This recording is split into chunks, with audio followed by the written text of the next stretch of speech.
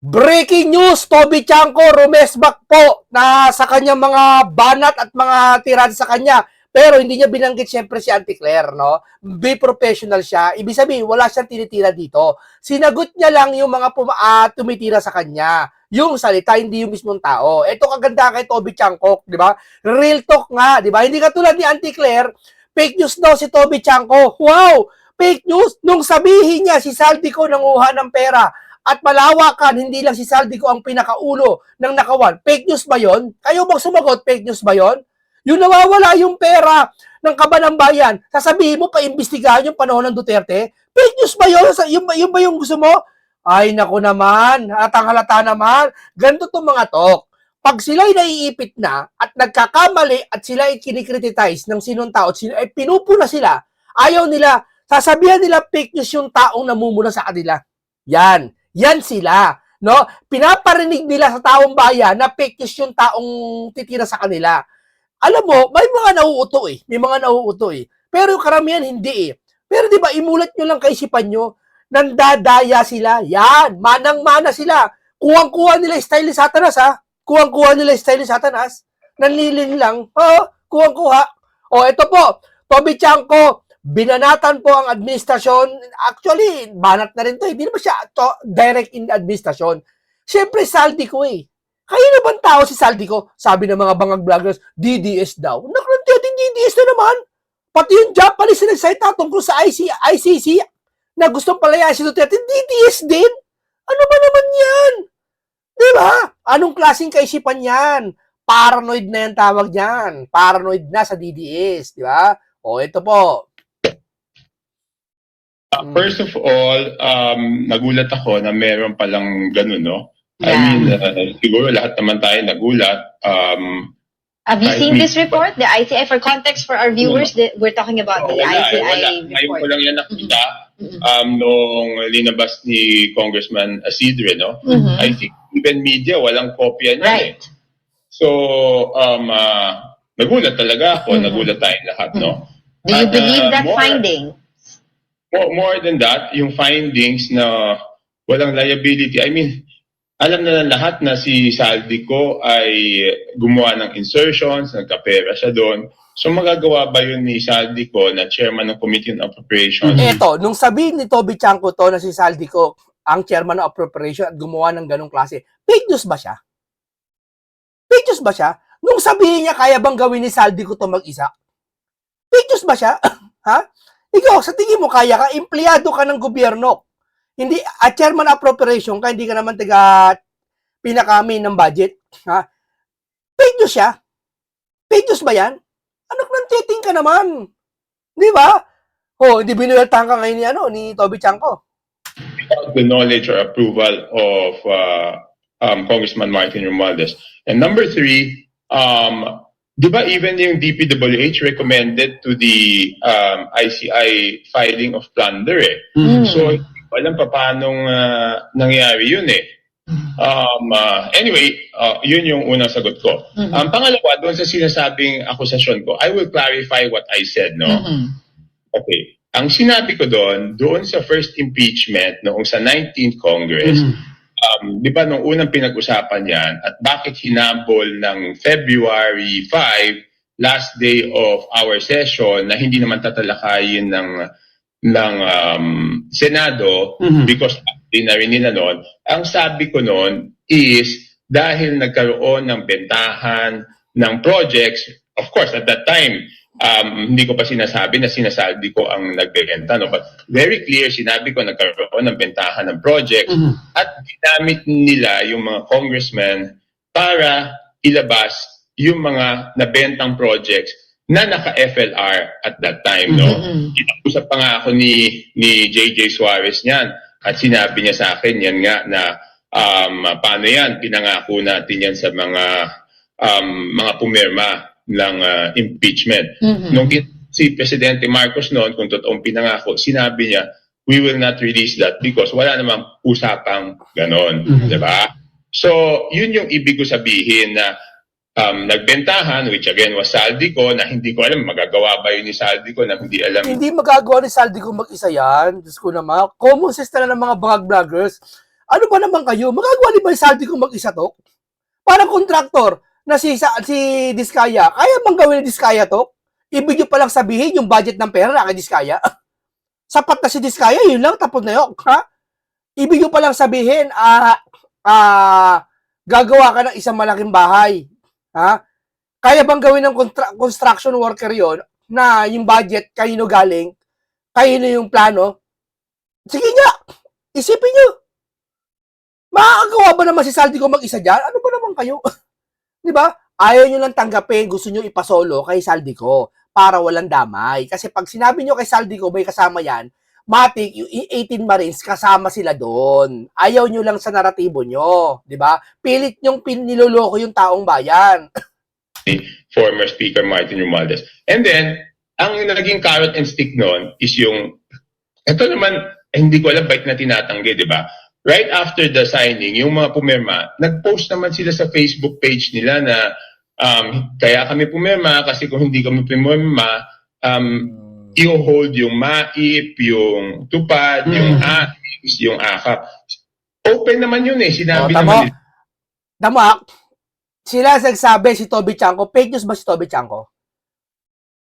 Nakibalita lang siya. Nasa sinabi dun sa social media at pinost eh. Na pirmahan eh. Walang AX, walang TUPAD, wala. Sa kaya TUPAD na yan, AX na yan. Ba't natatakot sila mawalan dyan?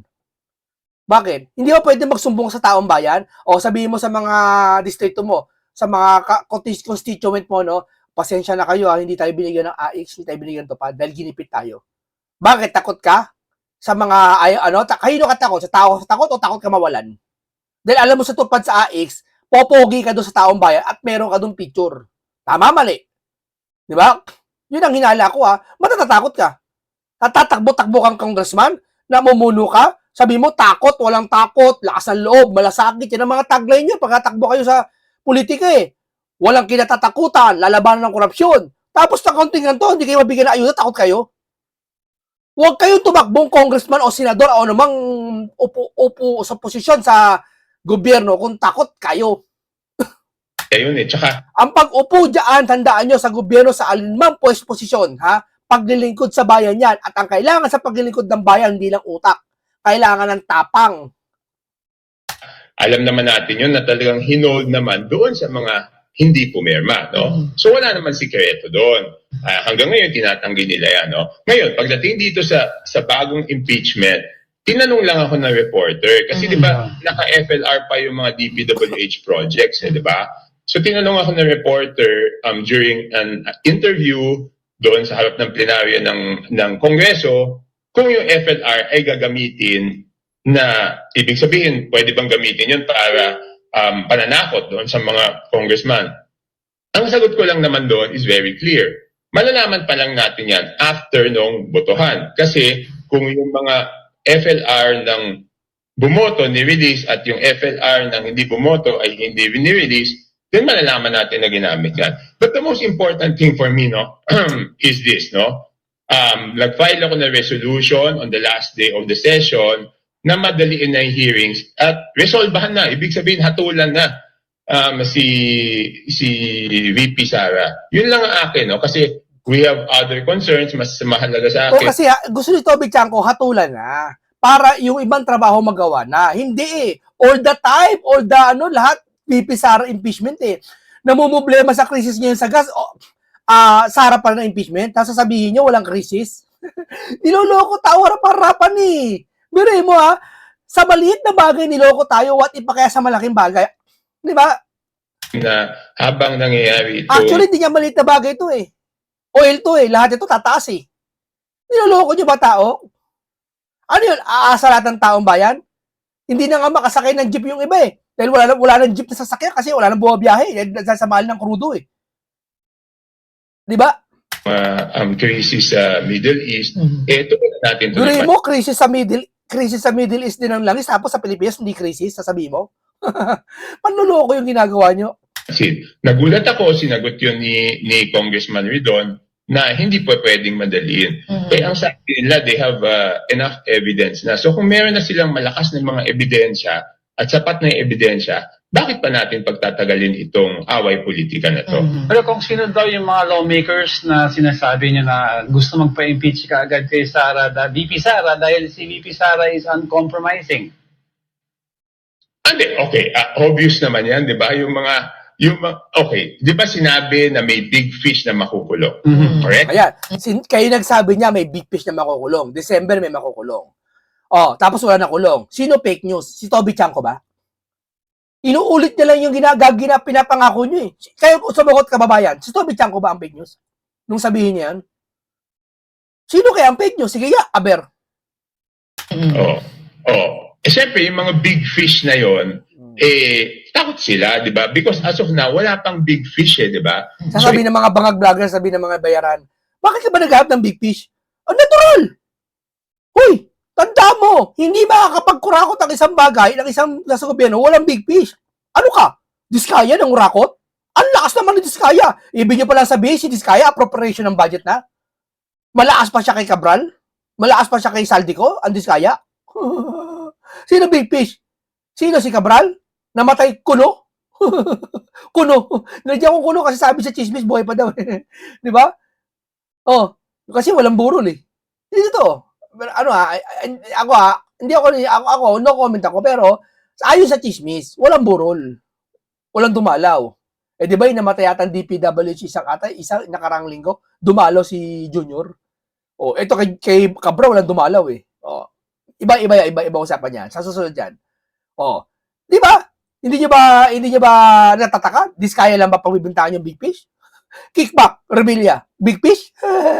May big fish, ayaw mong tanggapin. Di ba? Ano yan? Walang nagpasimula.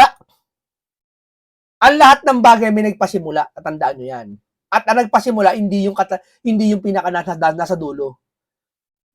Ibig sabihin, if the big fish are able to delay it up to the end of BBM's term, syempre gusto nila na wag si VP Sara ang maupo doon kasi kung nakalusot na sila doon sa accountability hanggang matapos yung term, gusto nilang makalusot din sa accountability. Tama. No? Dito, parang sinasabi ni Toby Chanko, noon pa masyasabi, 1 million percent pananagutin, yung yari, 1 million percent pananagutin kayo ni Sara. Baga, takot kayo kay Sara sa 2028. Parang yun ang gusto palabas ni Toby Chanko. So, titingnan natin kung they will be held accountable ba during this term. Pero nagulat talaga ako doon. No? I don't know how that is possible na magagawa ni Saldico yung mga bagay na yon na hindi alam Without the informers. knowledge. So given yung mga sinasabi niyo, Kong, are you saying that this administration is medyong compromising in terms of how they're handling the whole flood control mess? I have my opinions, but let us babayaan natin yung tao yung humusga no, sa bagay na yan, di ba? Mahirap naman ako yung humusga kasi ayokong isipin ng ating mga kabayan na ito ay tungkol sa away politika. For me, it's about accountability. Ito yung pinakamalaking corruption sa history no ng ating pag sila nagkakamali, pag pinuna sila, sabihin na mumulitika. Pero pag yung kabilaan Duterte nagkamali, hindi sila namumulitika. Sinasaway lang daw nila yung mali. Napakaano nito mga to, no? Talagang gusto nila sila lang talaga. Gusto nila sila perfect. Bansa.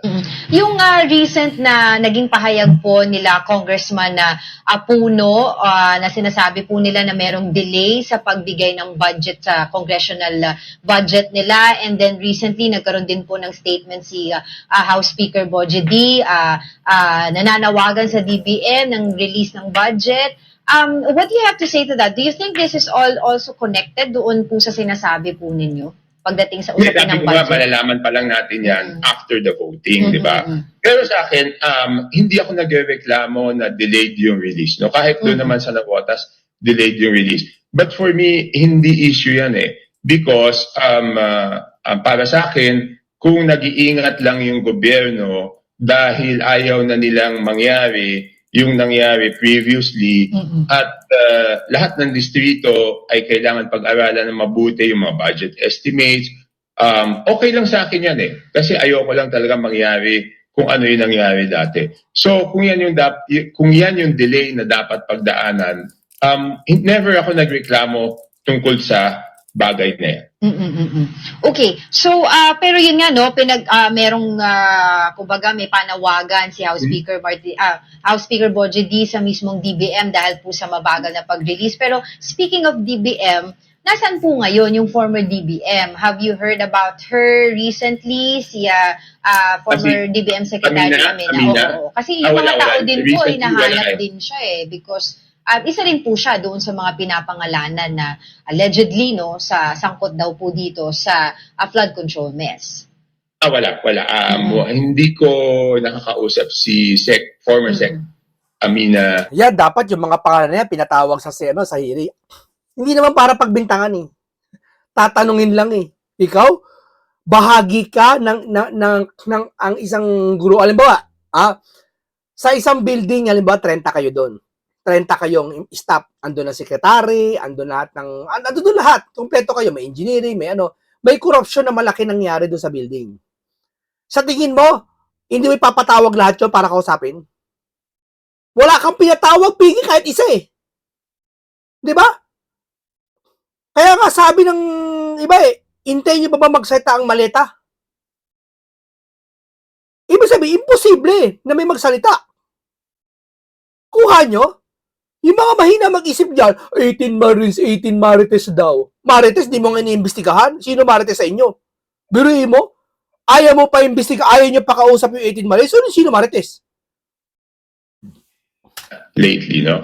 Po sa kaninang naging pag-uusap po natin na naging supposedly no na investigation ng ICI. Ito pong ICI finding, do you think may weight pa po ba ito or do you also still trust the ombudsman na sila po ay magfa-file ng mga kaso doon po sa mga talagang involved dito sa mess na ito? Yes, the ICI referred it to the ombudsman and I trust the ombudsman Boying Remulla na gagawa niya to ng tamang hakbak, no? Malaki po ang tiwala ko kay Ombudsman Remulla. Pero itong paglabas po ng supposed, hindi pa na actually nilalabas, di natin alam saan po nakuha ni Congressman Asidre itong report na to. Yung Pero nakakagulat, di ba? Bakit sila may ganun? Oo. Pero do you think this will affect any investigation? Itong supposedly ginawa ng ICI, yung kanilang report?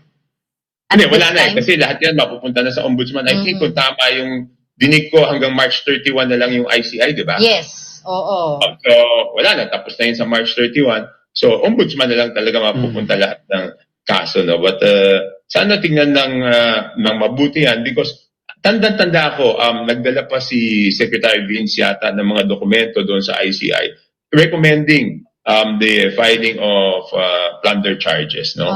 So, ako na ang naging resulta ay ganito. But given with what happened with the ICI, do you think na parang dapat pala hindi na lang nagtayo ng ganito yung Pangulo? Dapat na talaga hindi nagtayo sa ICI na yan. Ano ba silbi niyan?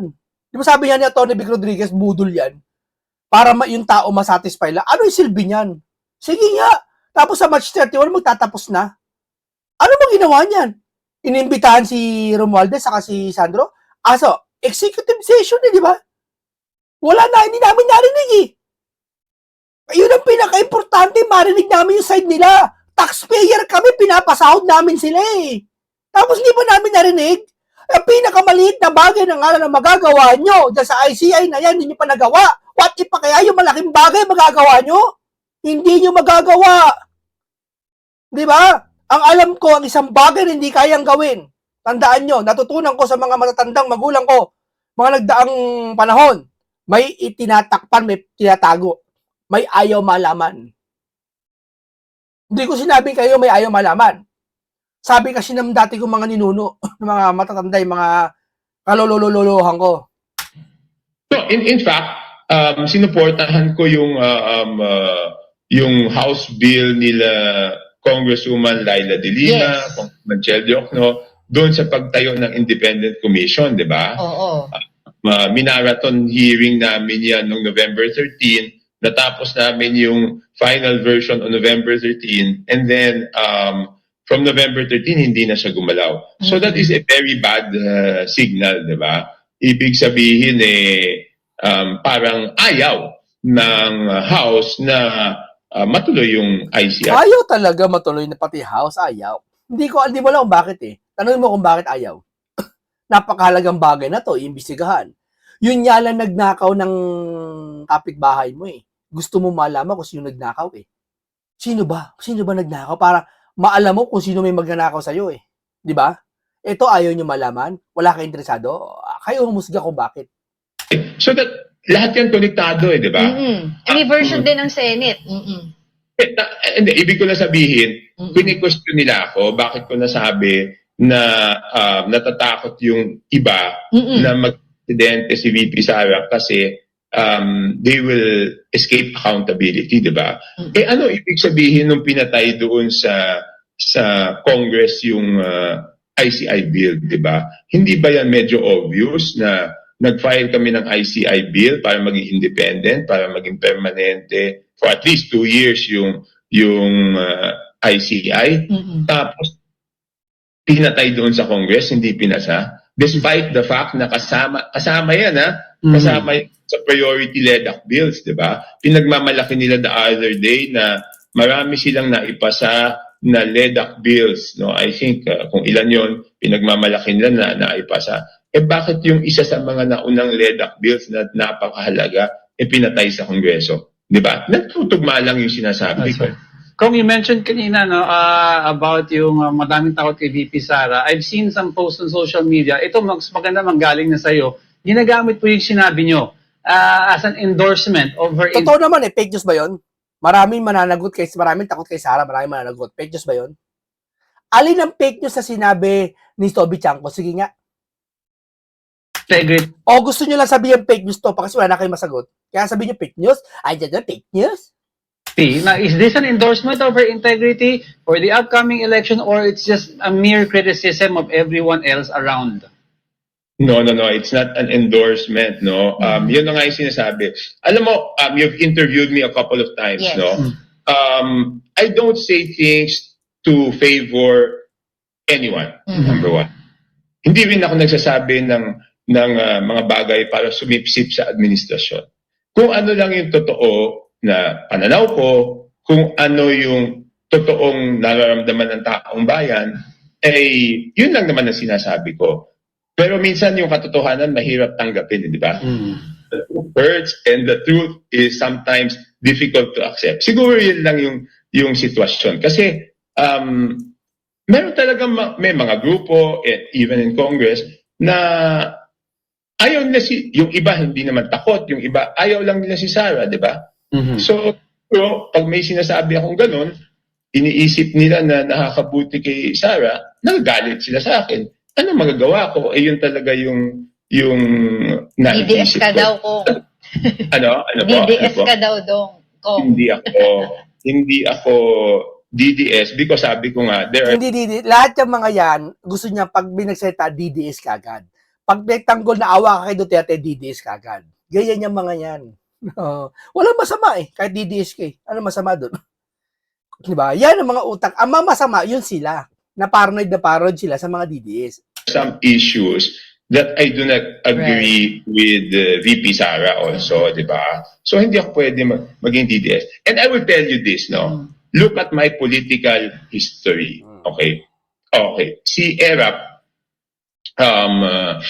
natanggal yan in year 2000, hanggang 2010, ERAP ako. Ibig sabihin, even if nakakulong si ERAP noon, hindi ko iniiwanan, okay, pinaninindigan ko kung sino yung kinakampihan ko. Hindi ako tatago. Especially now, 55% si VP Sara. Kung Sara naman ako, bakit ko naman itatago, di ba? Yeah. Bakit ko, there's no reason for me to hide it. Ngayon, maging totoo tayong lahat sa sarili natin. Hindi ba totoo yung sinasabi ko? Kasinungalingan ba yon? Sapul ka rito, Auntie Claire. Sapul ka rito sa sinasabi ni Toby Chanco. Na? Pagpapaganda ba? Ito maganda kay Toby Chanco. Nakaka-touch. Talagang nagsisiwalag. Ganito dapat ang congressman tutularan. Matapang. Real talk. Sabi niya, real talk. Di ba? Talagang nakakatindig balahibo itong mga sinasabi niya. Sara, yung sinabi ko na siguradong mapapanagot sila. Let us be true to ourselves. Tayo na lang ang sumagot nun para malaman natin kung yung salitang yun ay nagpapapogi ba kay VP Sara o kung yan ay katotohanan lang. Oo. Okay, lastly Be very honest with ourselves, Yes. Di ba? I mean, obvious naman na yung sinabi ko ay totoo eh. Hindi naman hindi totoo yun, di ba?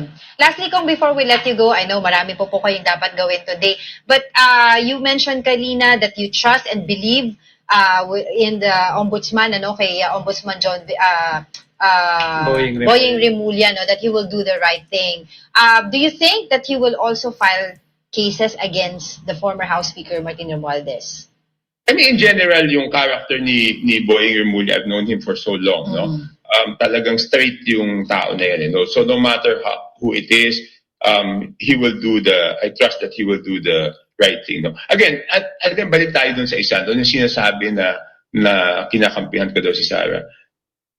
I filed nga a resolution na madaliin yung investigasyon, di ba? So ibig sabihin, gusto ko rin na pagbotohan na. So hindi ko pinapatagal, hindi ko dinedelay.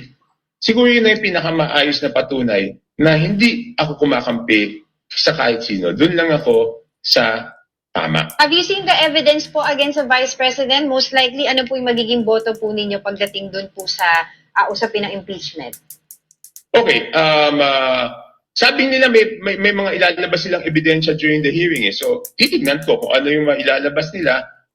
Then, yun ang titignan natin, di ba?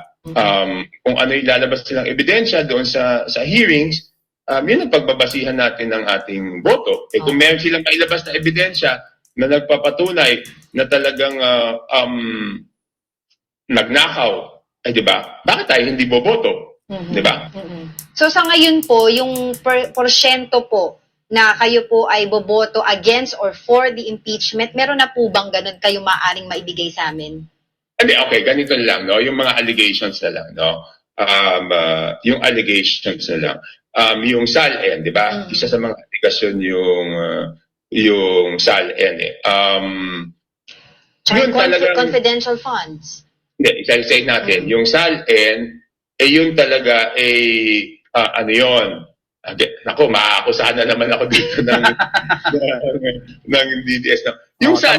Sasabihin niya lang yung katotohanan, sasabihin DDS siya. Diba? Totoo sinasabi nito eh. May tatago ba ang katotohanan sa nakikita na hayag-hayaga na? Napaka-ipokrito naman ng Kongreso para akusahan si VP Sara doon sa SALN, di ba? Kasi binubusisi natin yung SALN ni VP Sara, pero yung SALN ng mga congressman, hindi ako kasama. Tama. Bubusisiin mo yung SALN niya, pero yung SALN ng iba, ayaw mo. Fake news ba yun? Ayaw ilabas. Di ba? Ibig sabihin nag-aakusa ka na binubusisi mo yung SALN. Ang hamon ko, ilabas lahat ng SALN ng congressman. Parang ganito eh. Kapkapan lahat. Kapkapan lahat, maliban sa akin. Parang ganun eh. Parang ganun eh. Yung SALN ko voluntary di eh. At saka dapat hindi voluntary yan, hindi ko alam bakit. Diba, nasa batas naman yun eh. Oo. Yes. Pero ayaw ilabas ng Kongreso. O even si Ombudsman Boying Remulla may accusation tungkol dyan, di ba? Doon sa SALN. Okay, maraming salamat po. Tapos na po niyan. Ito po sa atin lang Hindi mo pwedeng paratangan ang isang tao na fake news. Kung ang sinasabi niya, galing din naman sa kabila. Maraming halimbawa niyan eh. Ito ba, sasabihin niya, pag sinabi niya si Saldico, nanguha ng pera? Fake news ba yun? Maraming kasabot, hindi na si Saldico. Siya, kahit logic na lang tingnan mo, fake news ba yun? Kayo na umusga. Maraming salamat sa inyo. Mag-ingat lagi kayo. Isang makabulong talakayan. Masustansya pag-uusap. Paalam po sa inyo.